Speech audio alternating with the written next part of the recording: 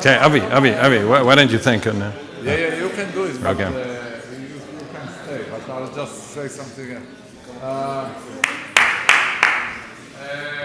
last speaker deserves no introduction, so he'll do it himself. But I just wanted to mention several people here wanted to talk about sharing taxis and stuff like this, so you are just going to, after the lecture, go to the desk and start coordinating it with Susie, or with yourselves. And let's thank Susie Van Doren, who did most of the organizing, and for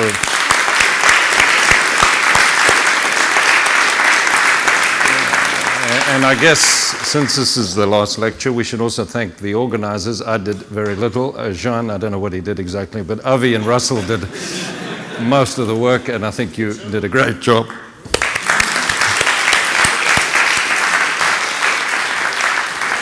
And then last but not least, it seems like if you want to be a millionaire, this is the business to be in. We have two. We have Lovas, who just won the Kyoto Prize. And Jean Bourgain, who won the Shaw Prize some weeks ago, and we can congratulate him. Okay, so this is the last lecture, and maybe I can take it slowly, so you can. It's about randomness, which this conference is about, and the randomness I want to talk about is about one particular sequence. I don't think anything man-made can be random. Anything, I think von Neumann made the comment once that anybody who constructs pseudo-random sequences is living in sin. Through arithmetic, okay, but if he was using expanders, you're okay.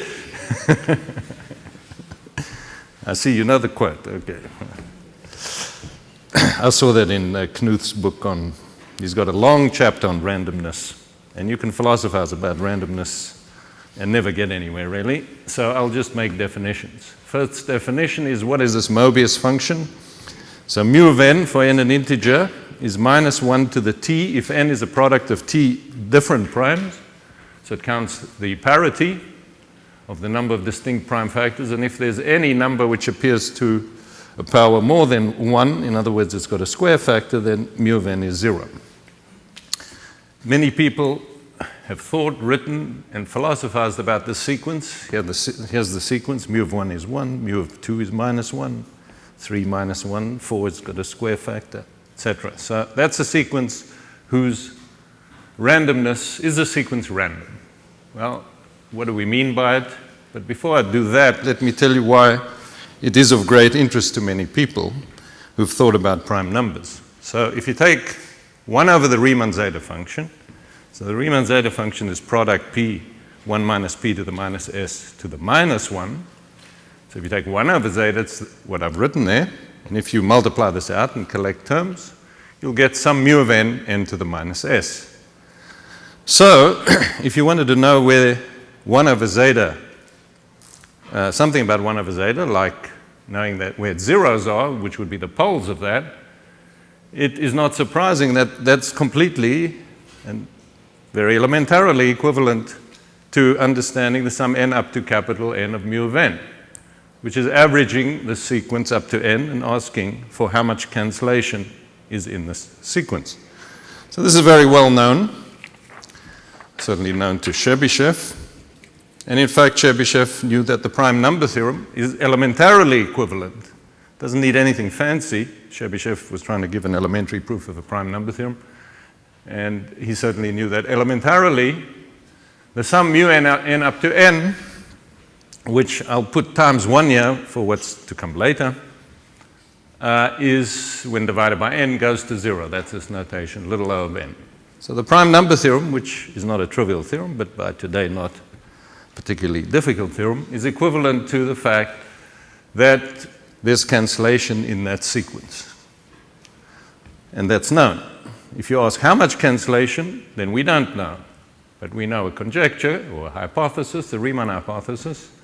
It's tautologically equivalent to the statement that for every epsilon positive, not tautologically, but without much difficulty, because this is 1 over zeta, some n up to n of mu of n is at most n to the half plus epsilon. That is that the square root cancellation That is that the mu n's are behaving like maybe the zeros we'll return to, but the +1 and -1 are sort of random. If they were random, you would get square root cancellation. This feature of the randomness in Mobius is something that is written about a lot and discussed and philosophized as to why people believe the Riemann hypothesis, etc. This is not what I want to discuss at all today. I want to discuss something else. But I do want to point out something about the sum n up to n of mu of n, that if you look a little more closely, it is not random. In other words, the behavior of this sum, if I put n, say, as e to the y, and I look at that as a function of y, if this were random, there would be a law of large numbers with some kind of, the maximum value of that would have a certain behavior.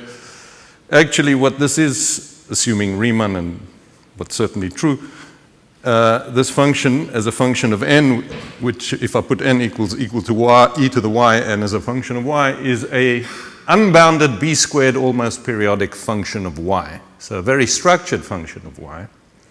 And that's no more, no less that the Riemann zeta function does have zeros. This is important. It's well known that when Hardy got, I think, one of his many letters from Ramanujan early on, one of the things Hardy points out is Ramanujan had a count of the number of primes that was so accurate that it violated the existence of zeros of zeta. So he realized that this fellow didn't know about that, but some of the other things he said were stunning, as Hardy reports. So there is structure to this, so it's not really random, but there's a crude feature in which that's random. That's not what I have in mind here. I have in mind to talk about something which is not at all connected with the Riemann hypothesis, which, as you can see, is a very structured sum, but rather something much closer to what we've heard about in this conference. It's an old heuristic that is used all the time to predict answers, but hard to make precise, and that is that the Mobius sum, those numbers are sufficiently random that this should cancel against any bounded sequence xn, as long as xi doesn't know about mu. So if I put xi equal to mu, then it won't cancel. So if you made some recipe to define xi, and it didn't depend on knowing somehow about mu, then when you're trying to work out what an answer would be, you assume that Mobius is random. This is called the Mobius randomness principle, or Mobius randomness law. It's stated very clearly in what I view as the standard text now in analytic number theory, Ivanic and Kowalski. I think in Green and Tao return to their work a bit later. They call it correlation against low complexity. So somehow the philosophy is that if you don't know about xi, you should have cancellation. Mu is random, it's not given by a formula. And this is what I want to try and make precise in this lecture. We use it as a heuristic, but I want to actually make it precise. So somewhat of what I have to say here is a bit philosophical, but I believe it's very relevant for applications, and I'll show you where it is. So just how would you use that? I say it is used when you're trying to understand primes, or if you wanted to understand the relation between the sum of mu of n and counting primes. There's this identity, elementary identity, that the function lambda of n, which is given to be log of p when p is a prime power and 0 otherwise, so that function lambda would count for you primes if I were trying to understand sums over primes, can be written quite simply as a sum minus the sum d divides n of mu of d log d. So if you wanted to understand the sum of lambda over x squared plus 1, if you were interested whether x squared plus 1 is prime infinitely often, you could feed in this formula, work out what you expect from small d's, and then say for large sums over Mobius things, Mobius doesn't know what the other guy is. It's uncorrelated, and it's supposed to cancel. And I've never seen anything where this doesn't give the right answer. It very rarely gives a proof, but it's the heuristic that I'm talking about. So the question in this is, what does it mean to say reasonable? One thing it better mean is that xi can't be mu itself, or maybe xi is defined through some automaton or something else like this. And I've wondered about this, as have many people for many years. And perhaps in this particular audience, and we'll immediately get into arguments, the condition might, the description might be that, well, suppose Xi is a bounded function, always bounded, is in the class P, by which I mean, and I think everybody means, that you can compute what Xi of n is very quickly. At least P means in polynomial of log n steps. So suppose that I have a sequence which is easy to compute. Maybe already that's enough to make this that sum go to 0. I can't disprove that. But I don't believe that for 1 second. And the reason I don't believe that for 1 second is I don't believe personally, and I think many people probably share that, but others don't, that I believe that you can factor quickly. I don't see any scientific reason why you can't. I know that there's a dogma out there because many practical things, apparently security depends on it. Some of you have heard this lecture before. I don't change it much. I don't believe that, and it's hard for me to build a theory on something I don't believe. So we could stop there, and you could say, is that true? That may be true. In fact, let me put down a problem right now. So factoring ZZ, then obviously that's not the right condition to put on Xi. So here's a problem, which I've tried on and off without success, but I think it may be much harder than I think, because people seem to feel, it's not known that computing Mobius is any easier than factoring. That's not known. So the question is, can you construct a Xi in polynomial class which correlates with mu? I'm sure the answer is yes. I don't know how to do it. Xi has to be bounded. That's important. If there were such a construction, then that Xi could be, for some practical purposes, it would tell you that you can guess with a parity of the number of prime factors of n with some positive correlation, with some probability. Obviously, you're doing something clever if you can do that. But maybe you can pre-package some small numbers and multiply them together. I have not succeeded. So this viewpoint is not the one I want to take, though. I understand there are many other complexity classes, and maybe there are other ways of trying to understand this from the point of view of computational complexity. The point of view that I have over the last 2 years found extremely compelling is a paper of Furstenberg. So once you read this paper and you get into this man's mind, you just can't not go except in the direction that I'm going to go now. And it seems to be the right view, at least for some things. So this is a paper of his on disjointness. It's an interesting paper because there's no sort of knockout theorem there, but it's the theory which started many of the things that many great achievements recently, like the ×3 ×2 work of Rudolph and co. That theory, the only time Furstenberg ever wrote about that is a little comment at the end of this paper about measure rigidity. It's the end of this paper, where he's trying to understand disjointness of two dynamical systems. He describes it by first saying he's going to explain how it's the analog of Z mod NZ and Z mod MZ if n and m are relatively prime. This is the disjointness. The Chinese remainder theorem is isomorphic to Z mod NMZ.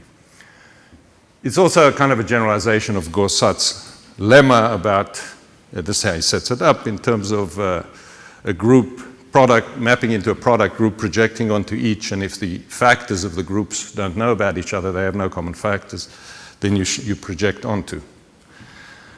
It turns out, as I'm going to try to explain, that there's a completely natural conjecture about what this Mobius randomness is in terms of disjointness. So let me introduce you quickly to Furstenberg's theory, since I certainly don't assume people know it. Firstly, he uses what I would say is a terrible notation. He calls a flow a transformation. Usually a flow, we think of a flow in dynamics, but that's his notation. And I'll stick to it since I think this paper is so beautiful. So let's denote a flow. A flow is a pair xt, where x is a compact metric space, or topological space. And T is a continuous map from x to x. Sounds like we're getting abstract. For a time we will do that and it'll be useful. So we're talking about topological dynamics. We're iterating this transformation T on a compact space, and we can look at how the orbits behave. I want to go back to my sequence Cn. So let's take a point in X, a continuous function, and let's form the sequence, the return time sequence. His proof of similarity starts, the ideas start in this paper.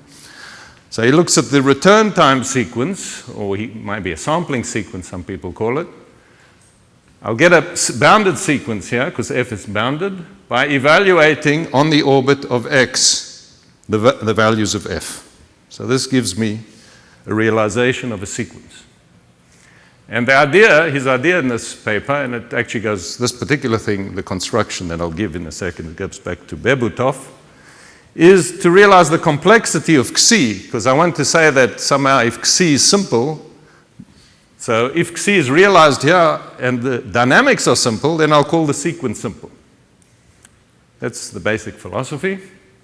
So we can measure the complexity of Xi by the simplest system in which it can be realized. So for example, if I'm the constant function, then I could take the X to be a point and T to be just, there's only one sequence, that's a constant function. So that would be the simplest thing you could see.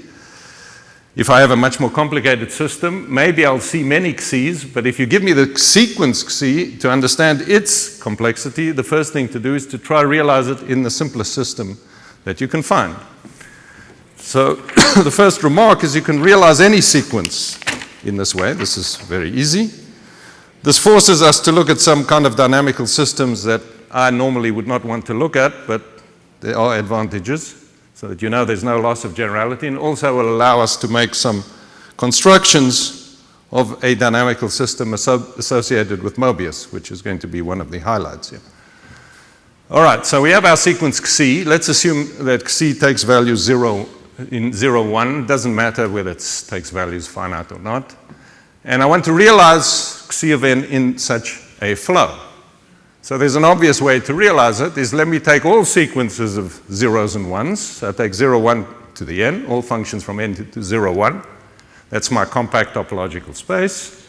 And the transformation, everybody's favorite transformation in this symbolic dynamic setting, is to take the point X, which is an infinite sequence, and shift it 1 to the left. That's a continuous map from X into itself. It's onto. Now, if I want to realize my original sequence Xn, well, let me just define the point. So this looks tautological, looks like you'll never get anywhere with such reformulations of whatever you're talking about. It looks somewhat allergic. Should be allergic to it, and I was. I'm not anymore. So take your point Xi, which is Xi1, Xi2 in the set omega, and take the function f, which is the first coordinate, x1, and then, of course, you realize your Xn in this particular system. So this system is massive. It contains pretty much any dynamical system you've ever seen in your life, so it's not a big, if I gave you the constant sequence, realizing it here is not very useful. So the way you're going to realize it, at least the easiest way to realize your original sequence in the smallest possible, or in the simplest possible system, is to look at the following. Let's take our point Xi, which is our sequence, which we now think of as a point in this infinite product space, and let's look at the closure of the orbit of this point. That's the smallest set, and then, of course, that's left invariant under T, and that will give me a new flow, which potentially might be a point if I started off with, which is a point if I start off with a constant sequence, or if it's periodic, I'll get something like that. And I will now realize Xi in potentially a much simpler, in fact, the simpler system in which you can realize it. So this is just an abstract point of view to show you that you haven't lost anything by this. And of course, the kind of dynamical systems that we can ever say anything about will be ones which are quite which will be viewed quite differently. But they may be the same as, they may be conjugate to something like this.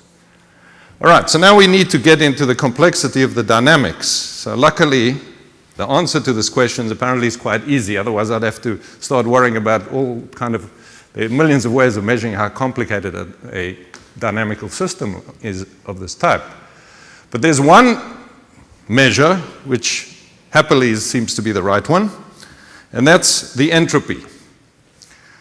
Now, I don't understand the P equals NP, why polynomials are so important, but that's the way Cook or whoever formulated it, and it seems to have survived the test of time. Now, that's a good dichotomy when you measure the complexity of something. This is very similar. I'm going to measure the complexity of a dynamics by the topological entropy, the entropy whether it's 0 or not. So let me tell you what this number is. So for any dynamical system, which is purely topological in this way, there's a number h of f, a real number, could be infinite, nothing I'll be looking at will be that exotic. It was introduced by Adler et al. In the same year, 67, which measures the exponential growth rate of the number of orbits in the system. So it's again exponential versus sub-exponential dichotomy, whether h is 0 or not. So let me explain what this means. How do you measure how many orbits there are? I mean, there are going to be infinitely many orbits, but what you do of length, you want to measure how many orbits are there of length n. Well, your space is a continuum perhaps, and you have uncountably many orbits of length n. So what you do is you imagine you have a microscope that only knows up to size epsilon what you're doing. So you look at how many distinct tubes are there of size epsilon that are confined of length n. I take the logarithmic growth rate of that. It's going to be written down in terms of simple topological coverings, minimal coverings, and then eventually take the limit as epsilon goes to 0 after that. So it's a double limit, and you get a number which is basically measuring for you the number of different orbits. It's actually an invariant. That's the most interesting thing, that if you have two flows, xt and x prime t primed, and x and x primed are homeomorphic, and t is mapped over to t primed, this number doesn't change. So this is the crudest form of complexity, and for a while I didn't believe it was the right one, but eventually it apparently is, as I will now explain. So I'm going to call such a system, or people call such a system, deterministic. So instead of the class P, this is going to be my flow is deterministic if it's a 0 entropy. That means the growth rate is sub-exponential. And I'll say a sequence is deterministic. You give me a sequence if I can realize it in a deterministic flow. So there's some very simple flow in which is 0 entropy, in which I can realize Xi. Of course, if you give me a Xi, it's very hard for me to tell you whether it's deterministic or not. One of the big first questions I want to answer is mu of n itself deterministic? All right. Now, by the very nature of the way we set this up, we were interested in whether Xi of n times mu of n up to capital N divided by n goes to 0. We're forming averages which are called Birkoff averages, because there is, in a setting where you have a further piece of structure, some nice understanding of what's going to happen at most points. The subject is not about most points, it's about every point. To me, to have something useful in, like Mobius, to know that particular sequence, I will want to know something about every point.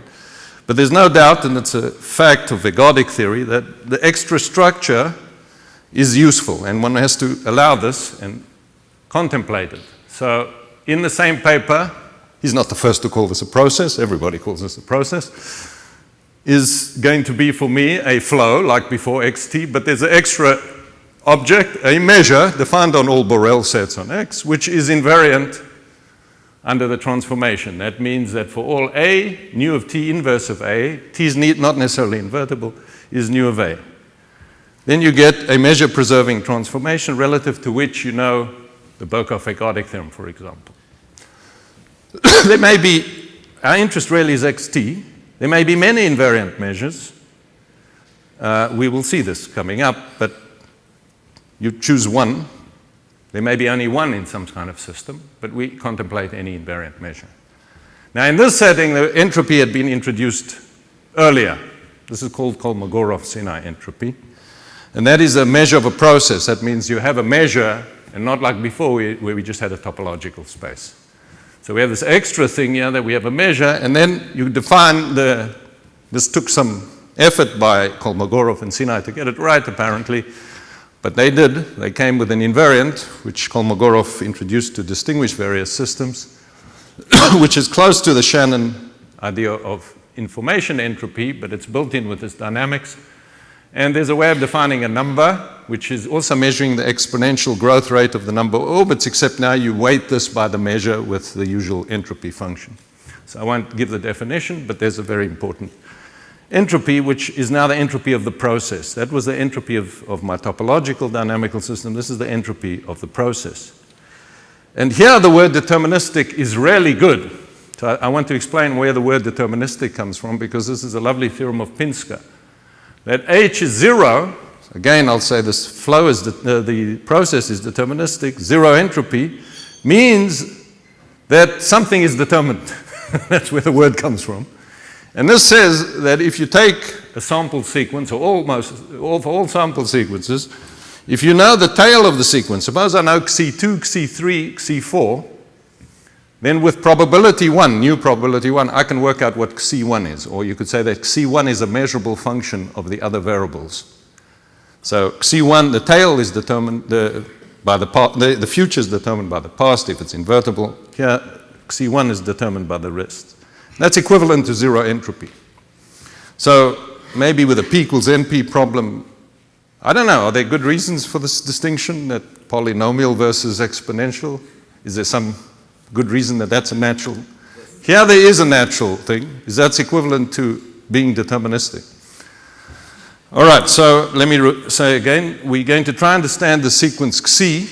We put it in the simplest system that we can possibly put it, and that defines for me the complexity of my sequence, and in particular, a sequence is deterministic if it can be realized in a 0 complexity flow. Okay, so the first thing you want to know is mu of n deterministic. Can you realize mu of n in a deterministic system? And the answer is no. And I'll give a proof of that.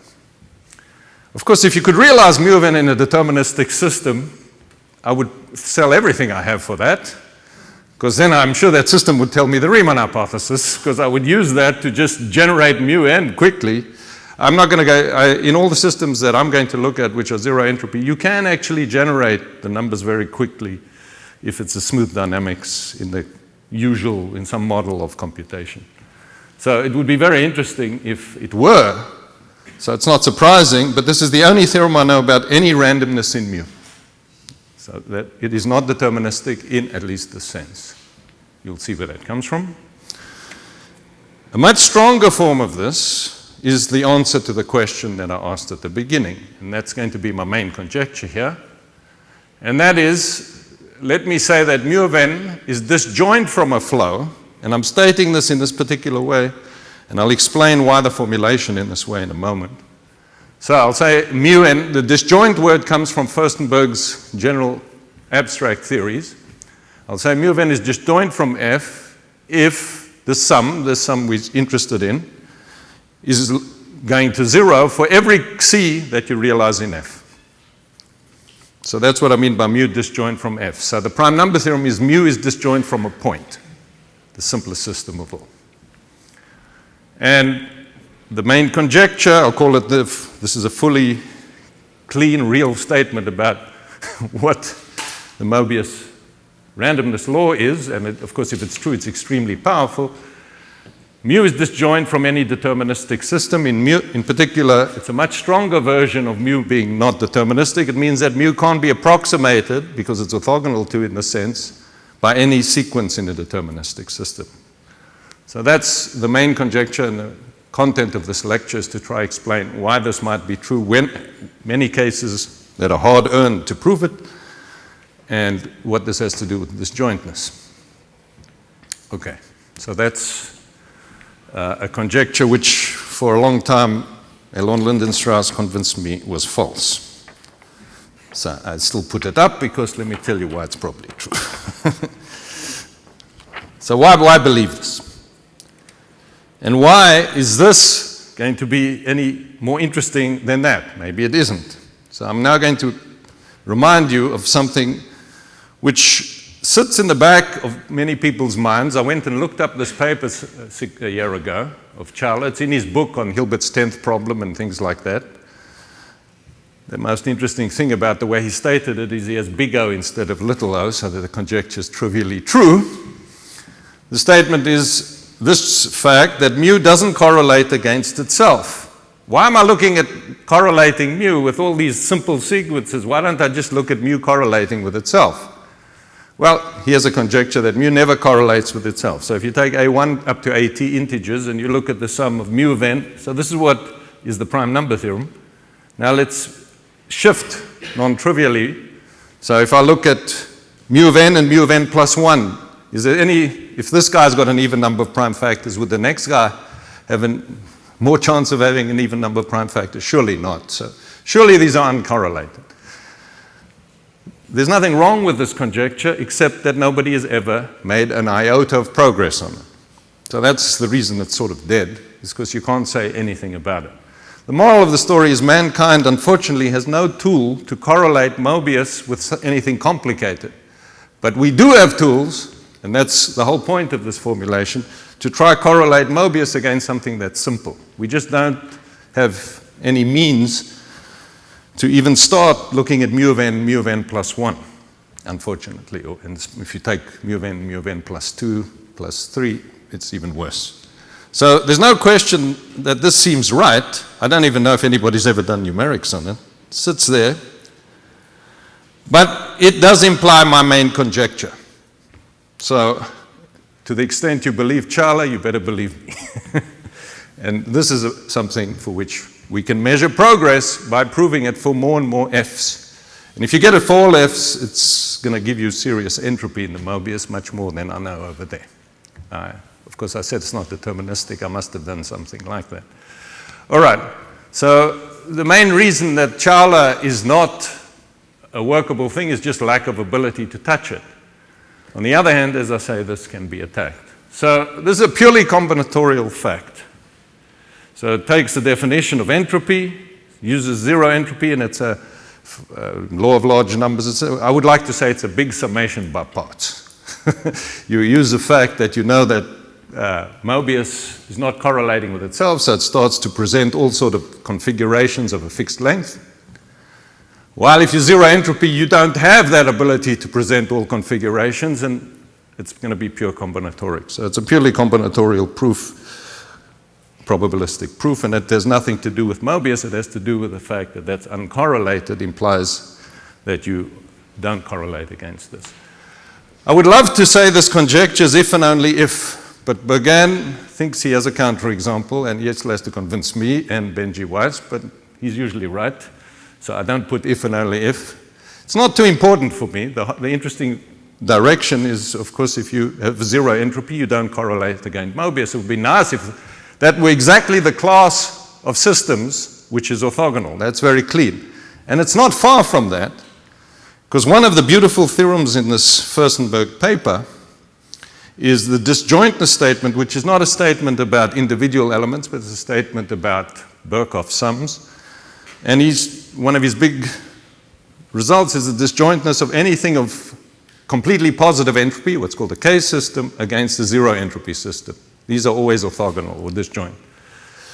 And I can almost explain this conjecture at that level, but I want to emphasize that I haven't formed a dynamical system out of Mobius yet. Where's the conjecture?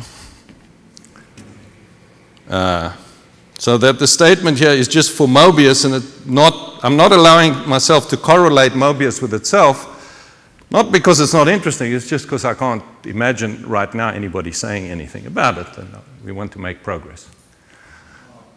Yeah? Why would it bother you if there was a deterministic system for which just one C that existed at C you wouldn't know about that correlates with Mobius? How would it help? You mean that I could realize Mobius? I can't realize Mobius in a deterministic system. That's a theorem. With the correlation. No, just with the correlation. You said if you knew a dynamical system of, let's say, a deterministic one. Which correlated with Mobius? Yeah, which correlated. Well, then you could use that. But you wouldn't know what this is. Yeah, okay. You mean I don't know it? No. I'll get to this. Okay, this is an interesting issue. When do I know about every point rather than... the statement was about every point, but maybe what he's saying is the point at which I would hit Mobius is not defined by anything. So if I went to a complicated system, let me just point this out. Suppose I looked at the binary expansion of a number, and I decided to make a number x, which is at this Tn over 2 to the n, where Tn is mu of n, or 1 plus mu of n over 2. So it's then that number that we just formed knows about Mobius. It's of course got positive entropy. The guys with zero entropy can be very complicated, and this is exactly the reason that Lyndon Strauss didn't believe that this conjecture could possibly be true, because he said, well, what he's right about is I'm going to have trouble trying to prove that conjecture in its complete generality, and when we can prove it, we will need the dynamics to have further properties of some kind of rigidity. I'm coming to that right now. But if it were realized in a simple enough system where I could actually identify the x, you would get very excited, of course. And it could, yes. And I'll tell you what those systems are right now, because those are the systems for which we can make progress. All right, so that's the main conjecture. And now let me tell you what we know about it. So if f is a point, it's a prime number theorem. If f is a finite set, it's just the theorem of primes in progressions. So these are trivial dynamical systems, and we better know it when f is that simple. That's deterministic in a very serious way. As I write here, all the developments in proving this conjecture for different f's are based on a major idea of Vinogradov. And I'll explain that idea near the end. He's the guy who understood how you might be able to prove some instance of this conjecture. And he's got the technique, which I'll explain. And the technique allows you to attack this sort of problem, and it might be of interest from some other points of view. It's a technique to tackle this sort of thing, and what he did, which is very significant, and all, as I say, all other developments are based on, is he actually, in this language, proved the conjecture if f is the rotation of a circle. So if I give you a circle and I rotate, x goes to x plus alpha, it doesn't matter whether alpha is rational or not. Then Vinogradov developed a very powerful tool to show that Mobius doesn't correlate with any sequence in the system. The system, of course, has zero entropy. That's easy to see. This is a deterministic system. It's ergodic. It could be a little bit complicated, but Mobius can't possibly correlate with anything there, and that's a very remarkable theorem of Vinogradov. Well, he didn't write exactly that. Davenport wrote the exact theorem down by using Vinogradov's method, which I'll return to. So that's the first instance. The proof there extends very easily to any dynamical system. So the one way we're going to study this is try to build up the simple systems for which this conjecture is true. Each time we prove it, we actually learn something substantial. So, for example, this was the key in Vinogradov's work in proving that every odd number, large odd number, is a sum of 3 primes. This was the key new idea. So what Vinogradov did was he showed that he didn't state this either this way, but his method shows that if you have one equation in 3 variables, one linear inhomogeneous equation in 3 variables, you can always solve with the variables of prime. So as long as there are 2 more variables than equations, that's the generalization that Green and Tau do, so I'll return to that in a second. This is Vinogradov. So in proving this, he was able to combine that with what's called the circle method to solve one equation in 3 variables in primes. His method extends easily to any Chronica flow. So the simplest zero entropy flows, which play a big role in the theory, in Furstenberg's theory, are the extension of a rotation of a circle. That is, if you have a compact abelian group and you just translate on the compact abelian group, that again is zero entropy, and the proof that gives that easily enough. It's a little trickier, and Leo and I here have recently carried this out, that you can take more complicated transformations of the group. Say, for example, the group is the n torus, and take an affine transformation of the n torus. Well, those can be very complicated if n is greater than or equal to 2. But I said I better have zero entropy. I think it's if and only if. It may not be, but I'm always going to assume anything I have is zero entropy. So the affine automorphisms of zero entropy are very close to unipotent, they're quasi-unipotent actions. Otherwise, the entropy will be positive. The minute there's an eigenvalue of your matrix, which is not 1, you get positive entropy, modulus 1. So these cases are much more complicated, but not that much more complicated than just translations, which is what that does, and we can handle all those by Vinogradov's method. A very interesting case of this, and in fact this is the case that got me into the subject, was Ben Green gave a lecture here some years ago about this question for null manifolds. Why he would be interested for null manifolds is the remarkable fact that these characteristic null manifold factors control these correlations in this ergodic theory and in his theory with Ben, with Terry. Is exactly this question he needed to generalize to a nilpotent group. And he kept on writing G over gamma, and he kept on talking about Ratner's work, and I kept on saying to him, that's not Ratner, this is a very easy case. Ratner did the semi-simple case, and that led me and Ubis, as you will see, to try and understand this in a case where you're zero entropy and much more seriously, dynamics are much more complicated. Anyway, the moral of the story is each time you prove this, as with Vinogradov and as with them, the application they have and the application he has are very similar, are quite stunning. So this is part of these 5 papers. We've heard a lot about the inverse Gauers, which is the 5th paper. This was paper, I don't know, 3 and 4 or something, which proves that Mobius doesn't correlate with a null sequence. So N is a nilpotent group, gamma is a lattice inside the nilpotent group. It's amazing that this is what replaces the circle, and you don't need anything more complicated for linear equations. T alpha is a translation. Then you make a sequence out of that. It's called the null sequence. This conjecture is true for such flows. All right, so these are interesting cases of where we know it. I should emphasize that all of these are what are called distal. It's another thing that Furstenberg classified minimal distal systems. They are they're zero entropy, they're all deterministic, and they are very simple from this point of view. That doesn't mean they're that easy to handle, but if you look at a point X and a point Y, which are distinct, and you look at the orbits out of them, they will never get close. So in the rotation of a circle, if you start with 2 points, they don't get close. In a null manifold, if you look at the rotation, a translation, it's an easy exercise to see they don't get close either. And like in Ziegler's talk today, one of the theorems which led to all this machinery that we heard about is the theorem of Furstenberg soon after this, and around this time actually, I don't know.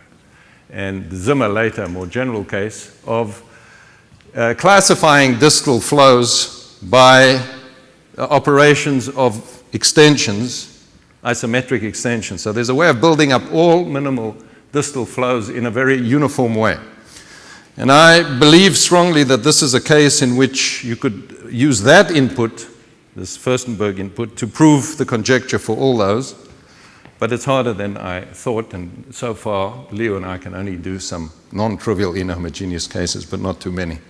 So I want to emphasize those are distal, and I think that's the dynamic reason that Vinogradov's method is successful. I will explain Vinogradov's method.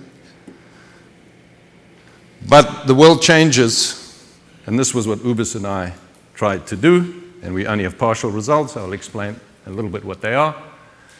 And that is to look at a zero entropy flow where G is semi-simple. If this conjecture is supposed to be true for every dynamical system, which is deterministic, this to me is the critical case. This to me is the case that will have, I believe, really spectacular applications if you can prove it, but we can't prove it in this case as yet. And the setting is this. We have G mod gamma is now a semi-simple group, think of SL2R, rather than a nilpotent group, and T is just translation, like in this null manifold case. So we take a coset and we translate it by alpha. That's our flow. We take a continuous function on this, we take a point, and we define our sequence. Now, I want my transformation here. Now it's interesting. There's no, in the nilpotent case, everybody's nilpotent, but here, this alpha needn't be nilpotent. But the condition that it be zero entropy, so this is well known through, I think, work of Bowen, the condition that we have zero entropy, which is, as I say, the key input to be orthogonal, to be disjoint, is that T alpha is In the adjoint action, quasi-unipotent. That means its eigenvalue, think of it as unipotent, but on the diagonal you can have roots of unity. The fact that, okay, now I can answer your question. These are homogeneous dynamical systems. These are the ones that probably have the most interesting applications, like the rotation of the circle and the null manifold. And I know applications, but nothing, I can't tell you, all right, here's a twin prime, it would follow from this conjecture in this case, but I wouldn't be surprised if that's true. I mean, you can see that this is a powerful piece of information. However, these cases are known to have the following property. They are very rigid. That is the only, if you take a point, so this is the famous theorem of Ratner. Special cases first by Furstenberg, then Dani, I'll return to that. Ratner is the main theorem. Starkov did the quasi-unipotent case, Ratner did the unipotent case. These are all the zero entropy homogeneous dynamics. And for those, you have the following feature, that if I give you an x, the orbit wants to be equidistributed relative to an algebraic measure. It can't be complicated. So this is a rigidity phenomenon. The most simplest of that would be that you actually equidistribute it. Everybody's equidistributed. In which case, I think that in any of these situations, if you gave me the x, we'd be home and dry, if you could realize something correlating with Mobius, but of course the conjecture is that you can't, especially in this case.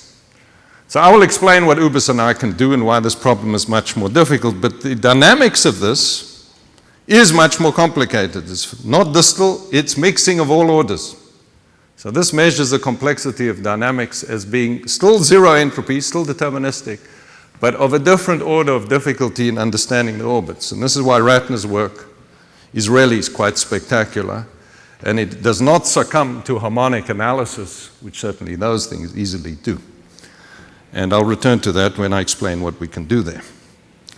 Let me first continue in a soft way and give you a proof that Mobius is not random in the sense that it's not deterministic. And it is random, it's not deterministic.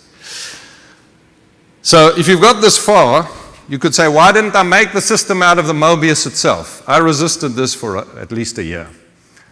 Because to me, this just, what I'm about to do looks tautological. I mean, how can I know more about this dynamical system than I know about Mobius before I started? Well, you just got to get into this Furstenberg way of thinking. He takes these things and maybe he does know more, but there are properties. There's ergodic properties. Ergodic theory is some kind of remarkable pigeonhole principle argument because you come back with recurrence properties. You have no room, and if you measure preserving, you have to intersect yourself. So it sounds like general topology. It sounds bad. But apparently we get rather spectacular results by... Let me make a confession. I was a student at Stanford with Don Ornstein, who proved the great isomorphism theorem, and I went there to study ergodic theory in part, but all that they were talking about was, well, let X be a measure space and let T be a transformation. Is 2-3 mixing imply 3 mixing? And somehow at some point you say, well, how interesting this can this be? Well, much more interesting than I ever dreamed. It's extremely powerful in the hands of someone like Furstenberg. So let me make the system, if you don't mind, and we'll learn something. So I'm going to take the Mobius and look at, in the simplest system, I can realize Mobius. There's nobody who's going to stop us. Yeah? So we take -1, 0, 1 to the n. We take the Mobius sequence, which I've been telling you mostly what we know about. And let's take the closure of that point in this, and let's call that set xm. And if you can tell me anything about that, you're telling me a lot.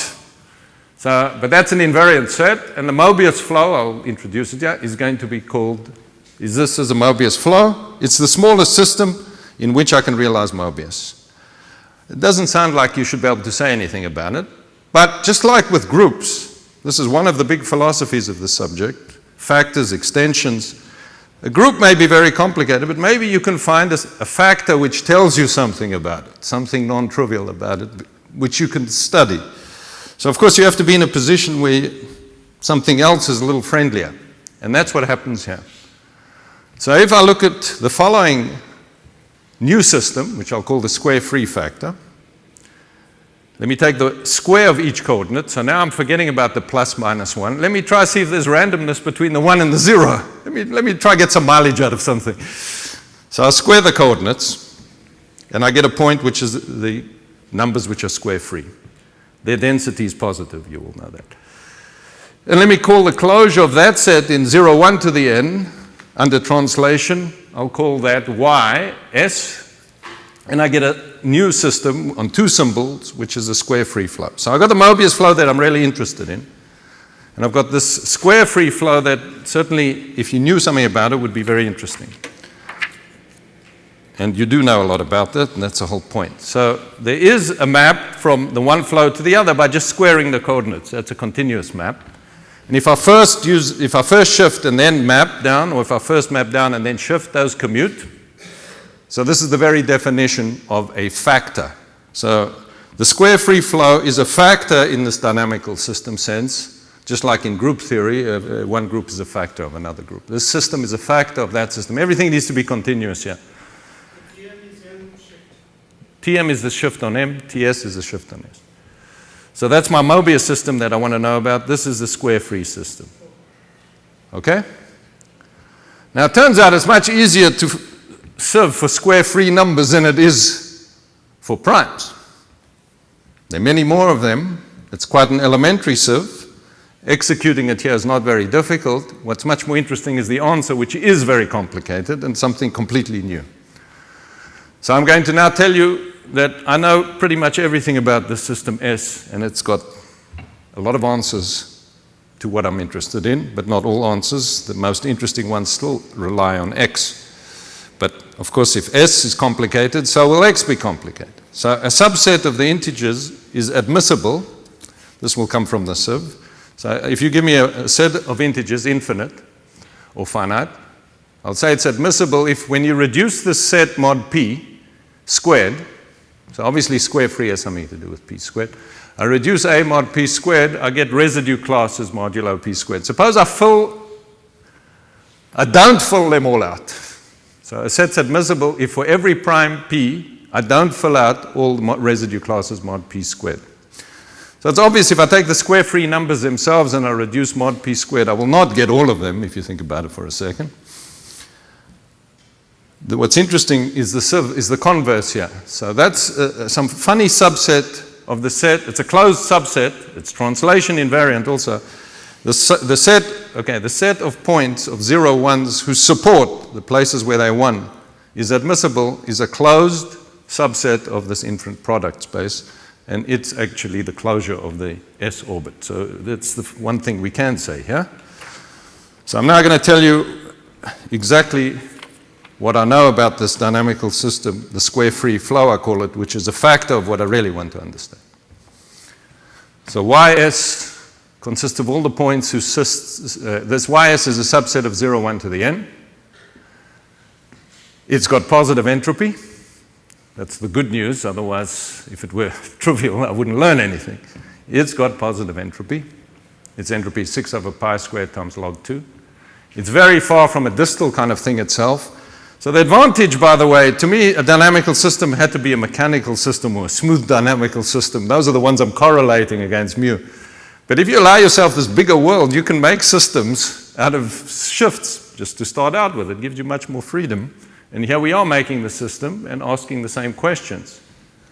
So for example, it's proximal. If you start with any x and y in the square free system, remember this is the closure of the square free or under shift.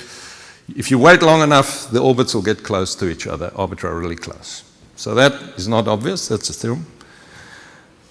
Now, something very interesting happens here is if I understand the system, maybe I can find very simple factors of it.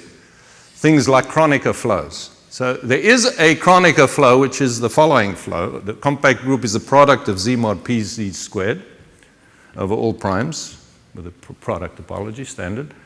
With a generator, with a shift t, x goes to, you add 1 in each component. That's a Chronica flow. It's a topological system, which is a simple of the zero entropy thing. S is desperately trying to have this as a factor. The square free flow is trying to have this as a factor, but I can show it doesn't have it as a factor. But this is where Furstenberg's theory is really charming, is he doesn't define the two things to be disjoint if they have a common factor, because he says there are two possible definitions. One is that they don't have a common factor, And the other is a more sophisticated definition, which is exactly like Gauss's lemma. He says, which are the possible joinings of X and of the two systems, meaning that you have a closed subset in the product which projects onto, on each case, is the only closed subset in the product the obvious, the whole space. Then they disjoint. This is an example, and he asks, is there an example where two things are disjoint without having a common factor? This guy's born that way. It's not the first example like this. People may answer this question by constructing some weird examples, but this is just born that way. The system is wanting to have this factor, but topologically it's impossible to have this factor. It's not weak mixing. The way you measure the complexity in terms of statistical features is a mixing property, which is always very important. This particular system can't be weak mixing because it's got a joining with this system. So in terms of the dynamics of S, I think I understand quite a lot about it. At the ergodic level, and I said at some point, in fact, that theorem, I don't know how to prove without first introducing a measure. The sieve introduces a measure on this infinite product space, which is not easy to handle, but I've been able to answer pretty much anything I want out of it. Let me tell you what this measure is on specific sets. So I'm going to give you an invariant measure on my set, on my square free flow, which is important for the reasons of this theorem. So to define this measure, let me define what mass it gives to a cylinder set. So remember, my space is this infinite product of zeros and ones. If you give me a subset, a finite subset of A, the cylinder set of A is a set of all sequences whose support, such that Y at A is 1. So at the points of A is a subset, I demand my coordinates be 1. That's called a cylinder set. And I define the measure of that set, this comes out of the sieve, to be the infinite product over all primes. This is convergent. This TA bar P squared is the number of reduced residue classes of the set A modulo P squared. So if I cover all the residue classes, this would be equal to P squared, and this measure would be 0. But if I miss out at least one residue class at each prime, then this product will be non-zero, and it gives me a number. So this is a set theoretic function on these cylinder sets. It's not completely obvious, other than using the sieve, to see that this extends to a probability measure. So this is a probability measure. It's trivially translation invariant. So I now have a process with a specific measure, and the reason this measure is important to me, before we just had this topological system, now I've got a measure on it, is our point eta, which we were so interested in. So this is where I learn information. It's like almost all numbers are normal, but is pi normal? We don't know. If I can tell you that a point is equidistributed in the space, which is complicated, that can be very useful, and that's what happens here. The point eta, which is the square free numbers, if I iterate in the space, if I just ask, is it equidistributed in this infinite product space, in the product, in the 0, 1 to the n, is it equidistributed relative to some measure? The answer is yes. It's this measure that I've just given you. So that it's generic. That's the standard notation for this. This point is generic for that, which means I really understand pretty much everything about how the statistics and the properties of this process. This is Tamar was saying that something is ergodic is useful. It's extremely useful here, and I struggle to prove this. I'm used to showing something is ergodic in G mod gamma, which is just decay of matrix coefficients, or in a homogeneous case. But if you have a real mechanical system, the sun, the moon, and the earth, showing something is ergodic is usually very difficult if it's really chaotic. So this is not homogeneous a system in any way, but it can be shown to be ergodic by proving certain bunch of identities relative to this measure. So it's quite pleasing. A bit shocking is it's actually zero entropy in the measure sense. Now, as a topological system, I say that turns out that the topological entropy is the supremum of all the measure entropies over all possible invariant measures. So it's the biggest. So if I'm deterministic, which is what I made the definition, it means I'm deterministic for every single invariant measure. So it turns out that this measure, which is very important for the system, because I'm equidistributed relative to that measure. Relative to that measure, I'm actually deterministic. So this particular system is quite complicated. It's got positive topological entropy, and relative to a natural measure that it belongs, it's got 0 entropy. So that happens in many examples, but I'm not familiar with these things from homogeneous dynamics. That doesn't normally happen. And unlike the other case, this really does have a Chronica factor in the measure theoretic sense, so you can actually define the factor that you're looking for. So one understands pretty much everything about the square free flow, and that's where all the information that I have about all the randomness information about M comes from. Since S is a factor of M, M can't be deterministic because M isn't. So there's this invariant entropy, and I can't realize the Mobius in any deterministic system. Of course, the entropy of M, I'm sure, is much bigger than the entropy of S. We factored out, we identified things.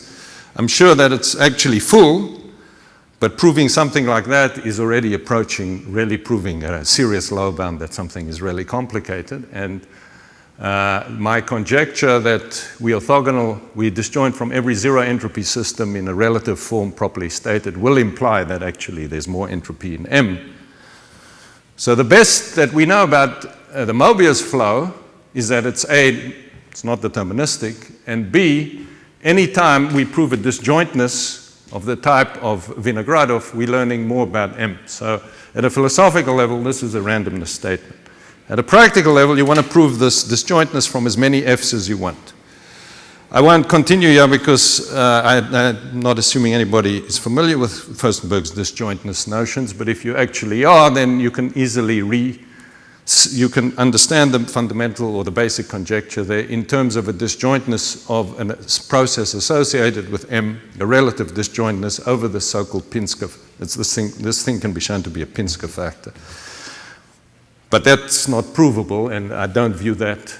Not that it's not provable, it's as hard as Chala, it's equivalent to Chala. So to me, the interest here is what you can say, and the fact that you can prove that things are disjoint in the sense that I'm saying with F. So I have 10 minutes. Let me try to explain to you what Vinogradov's method is, which I think is, and what it has to do with the dynamics, and why the semi-simple case is so hard, which is the real case I want to get here. All right, so we have this flow, xt, and what Vinogradov does is he says if you want to understand the sum of mu of n against ft to the nx, so this is a sequence of numbers, which we're trying to see if they correlate with mu. If you want to understand that, or often it's the problem you're really after is the sum over primes, then he's got this beautiful sieving idea, which is beyond the Brun sieve, seriously beyond. This is, you hear the words, Jean was saying it in his lecture, bilinear sums, that's what he introduced. Let me tell you a little bit what they are.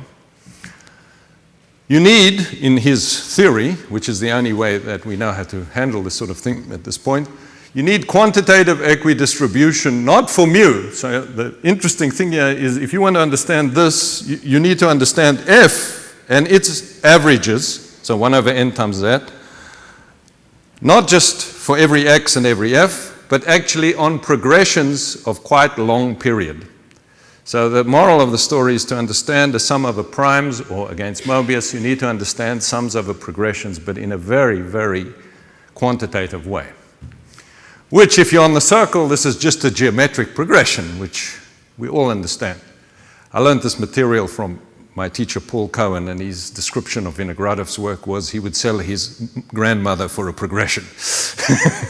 Meaning, the whole idea is all the time is, I got to get a geometric progression, and then I'll get the cancellation I'm looking for. But we can't get it from geometric progressions in the kind of system that I'm interested in. You can certainly get it from in the torus case, which he was dealing with. But it's not enough to understand these sums. There's a limit to how much you can handle just with a sum of f on a progression. You also need to have a sum of quadratic terms or bilinear terms, which in this language is a sum n up to n of f1 of t to the d1n, d2, where d1 and d2, I'm going to make a definition, exactly what you need in a second. So you need to understand rather well the Birkoff sums for individual x. Almost all x is easy. Individual x, both for this and for these sums. But these sums are really just sums on the product with the diagonal action, which is called adjoining. So the beauty is you don't leave the system or the setup you have. If you're ever going to try to prove something inductively, you're all set up as long as you can control these things. You need to understand a level of distribution for sums on the space and for x joined with itself. Those are the two ingredients. And let me tell you what I mean by level of distribution so that you have a feel as to what kind of thing you need to control. So I'll give the definition only in the simplest situation where there's only one invariant measure, so I don't have to worry about how to fix things up. Because after all, I'm saying for every x, maybe x is equidistributed here with respect to one measure and here with respect to another measure. So if the system has that every orbit is equidistributed with respect to only one measure, it's called uniquely ergodic. The circle is this property. The Ratner situation, her big theorem is that it's not uniquely ergodic, but all the measures are algebraic. So it's rigid and almost uniquely ergodic. So we're in business over there. Let me just describe it for this case. So I have this flow and I have this uniquely invariant measure. Then a level of distribution is that you should be able to control these sums that I was saying for any f and x. So this sum trivially is at most n over d. If I sum d up to d, this will be at most n log n or something. What I need is that if I put absolute values here, I'm assuming the integral of f is 0, that this sum is got, unfortunately in this when we start to quantify, I can't just put little o, it's not enough. I need a log to a power here that's connected with all sorts of other things, so you could ignore that. You need some cancellation. And the level of distribution is how big steps you can put here. You need d as big as n to the alpha. If you can make that as big as n to the alpha, you call alpha the level of distribution.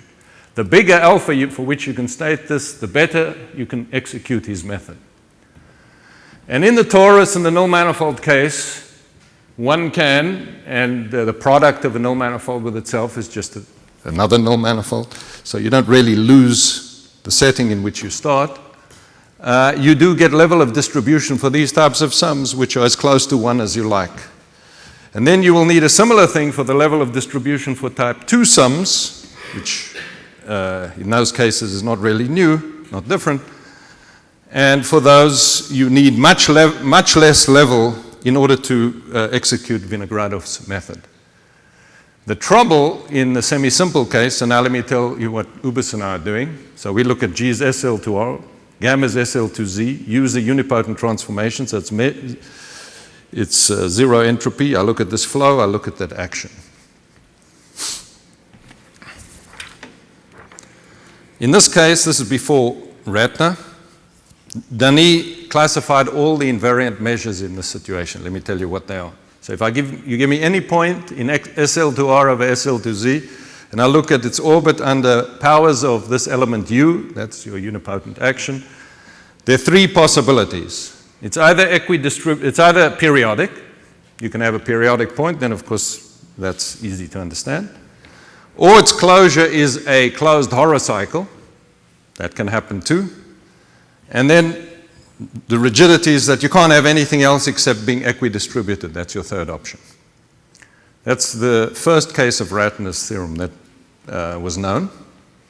Ratner did the general case, generalizing this to any G mod gamma.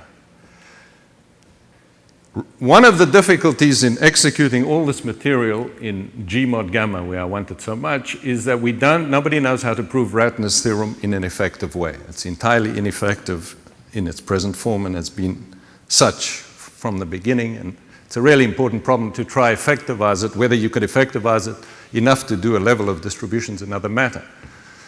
Well, one of the things that Ubis and I are able to do is we're able to effectivize this Denis theorem with a level of distribution of 1/5. Not 1, but 1/5. The positive is the achievement. I think 1/2 is, if you pushed us very hard, we'd get 1/2. But there's a limit of 1/2 because of its connection of our methods to the Riemann conjectures. I'll explain that in a second in the type 2 sum. And that's, so we are able to effectivize this. The statement's extremely complicated because how do you know which of these three behaviors are you supposed to be doing? So you have to break up a piece of orbit into pieces which looks like one of these over long ranges over which you can analyze the Vinogradov sum that you need. In any event, we've made it effective with a level of distribution 1/5, and it has a quite nice application. So let me give that. So it's a conjecture of Mobius in his problems for the next century, which is already 10 years ago. It's hard to imagine. One of his problems was to generalize Ratner's theorem, and it says this: in this setting, if X is equidistributed, so if you look at the U to the N, the orbit's equidistributed, you could ask, is the orbit at prime values equidistributed? So you have this dynamical system and you perverse, you say, I'm only going to look at the values at primes.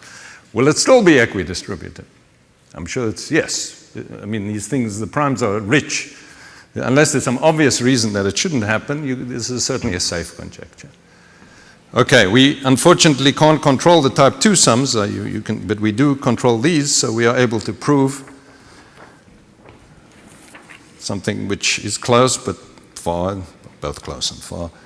So what he's saying is put a delta function on the orbit. X is fixed. Almost all X here is easy. It's a theorem of Bergen.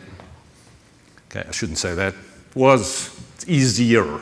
How's that? At the time, I think it was quite remarkable that you can really do on any sequence. But that's randomizing on X. That's not, if you want to do something which is number theoretically useful, it's got to be for every X. That's where Ratner is useful. Okay.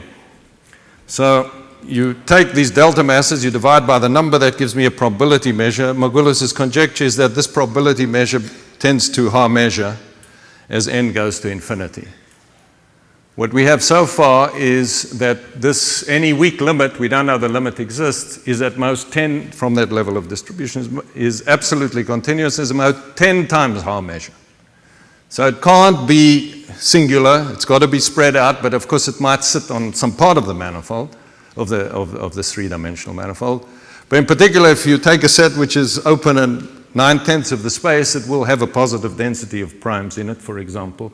So this is a step in the direction, and our weakness is we don't know how to handle the type 2 sum here, and I want to explain why and end. So the difficulties with the bilinear sum is we're going to have to handle an effective, if we're going to use Vinogradov's method, equidistribution. It's all about the dynamics, of course, on F cross F. The big difference between F and F cross F is the unipotent in F is amenable to harmonic analysis. You can actually prove the equidistribution, this theorem that we're doing. We expand, we use automorphic forms. We use things like that. We use Riemannian conjectures. If you come to the product, remember it's this one parameter action in the product, you now have a very thin orbit in a big space. And we're back to these situations which are very similar to the topics that have been discussed, where if you like trying to find pieces of counting points on short orbits, if the orbits are long enough, the Riemann hypothesis, if you have a finite fields, is often good enough if you have more than square root p points in your set that you're trying to understand. The combinatorial methods allow you to handle short orbits in some cases, and Ratner allows you to handle short orbits. This is the power of that ergodic theory. And that's what we're missing, but they're not effective. So we're missing that, and this is why we can't handle anything more general, and we restrict to our techniques that we know, and I'll end with that because it connects with expanders. The main tool we have, and I'm not writing down the theorem, we do have a theorem about primes, but it's not for all points, as you have to choose your points carefully, but we are able to handle type 2 sums. And the way we handle them eventually is in this quadratic expression, you eventually have to understand sums, long sums with n up to about capital N, where A, B, and H are fixed, so these are sum over one variable, always one variable, that's important. And lambdas are the Fourier coefficients of a modular form, a holomorphic form or a mass form. And you need cancellation in these sums. And there's a technique for that. That's an old paper of mine that has been made much more flexible, which is what we use due to Harkosh and Blomer. It's strong enough for this application, but not to get the generic point. So Mobius is random. We can prove some tiny amount towards it. Thank you.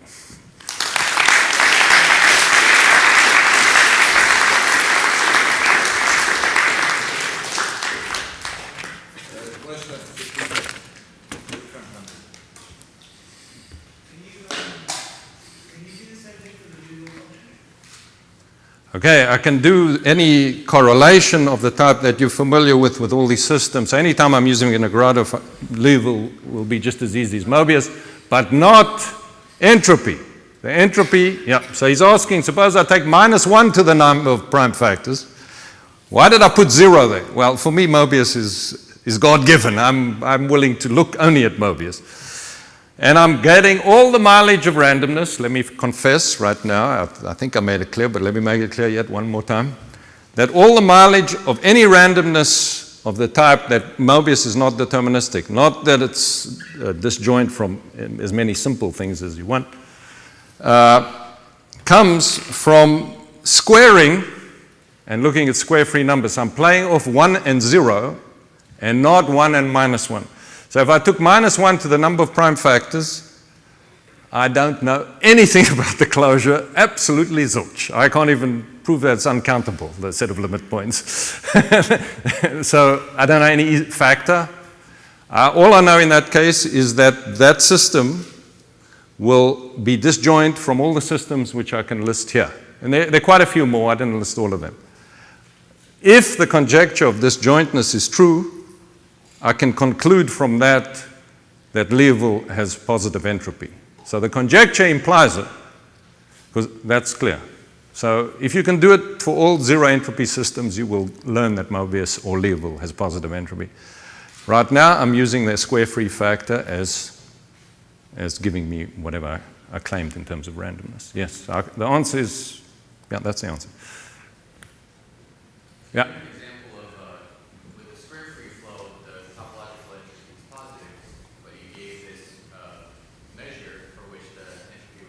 Right. No. There's a measure. I know a measure which has got full, the full topological entropy. I don't know if it's unique. It's probably unique. There's probably a unique measure of that full entropy. I'm sure there are ones in between. But there are two natural measures for me here. There's one which produces that. So I know what measure will produce a positive, this maximal. And then there's this much more fundamental measure relative to which the square-free flow is generic. So, yeah, there are all sorts of, you could ask me about the generalized eigenfunctions of the square-free flow. I'm pretty sure that one can write them down also in a spectral decomposition. All these are, the square-free flow can be analyzed further and needs to be analyzed further. This is all we know at this point. My hope is that you build up on these distal guys by an inductive proof, just like with Furstenberg, where you push through this Vinogradov method, which is very dynamical in its form. It tells you need to understand sums of f and then sums of on x cross x, and from there build it up. But you need it in a very quantitative way. For the distal, I'm reasonably hopeful that that would work. This is seriously difficult until you understand Ratner's theorem properly. Yeah. What about other multiplicative functions? They will be very similar, but they're not bounded. The whole theory was based on a bounded sequence, and C was bounded. So you'd have to build in quantifiers with logs, and it'll be much more complicated. But they will be similar. And one other thing, if you want to correlate two multiplicative functions, both multiplicative, which of course the minute you shift it isn't, or you make polynomials in the same. But if you really have both of them multiplicative, there's a very beautiful theorem of Versing, which tells you tell you exactly when they correlate in terms of the behavior on primes. Necessary and sufficient. So that's a theory of L functions. L functions will tell you when two things want to correlate, both of which are multiplicative. But the minute you start shifting, which is what Vinogradov's doing, is moving around that way, then this is the only thing.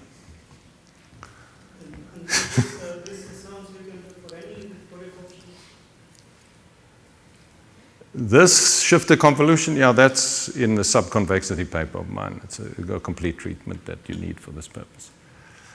It's late, it's Friday afternoon, I cut you off.